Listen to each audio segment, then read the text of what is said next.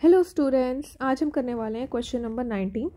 ठीक है, तो इस क्वेश्चन में क्या पूछा है, what happens when D glucose is treated with the following reactants. First HI8, second is concentrated HNO3।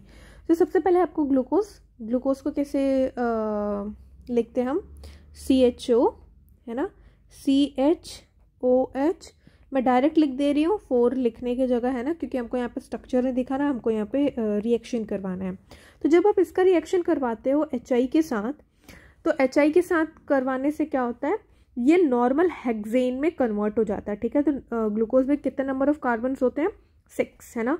तो आपका 6 कार्बन टोटल कितना बन जाएगा, नॉर्मल हेक्सेन, है ना। आपने ऑर्गेनिक तो पढ़ी हुई है और उसमें आपको पता होगा कि नॉर्मल हेक्सेन मतलब एक simple 1 2 3 4 5 and 6। So this is normal hexane को कैसे लिखते हैं, एन हेक्सेन।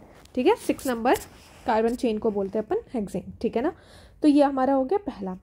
सेकंड हो गया आपका कि डी ग्लूकोज, सेम स्ट्रक्चर हम बनाएंगे इसका, है ना, CHOOH that is 4 and CH2OH, जिसका रिएक्शन अब हम इसमें करवा रहे हैं कंसनट्रेटेड HNO3 के साथ।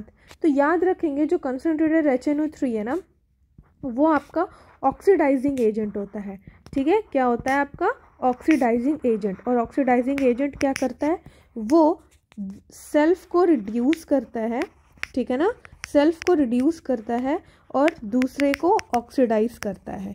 सेल्फ को रिड्यूस करता है, दूसरे को ऑक्सीडाइज करता है। तो यहाँ पे जो ग्लूकोज है उसका क्या होगा, आपका ऑक्सीडेशन होगा, है ना, क्योंकि HNO3 क्या है,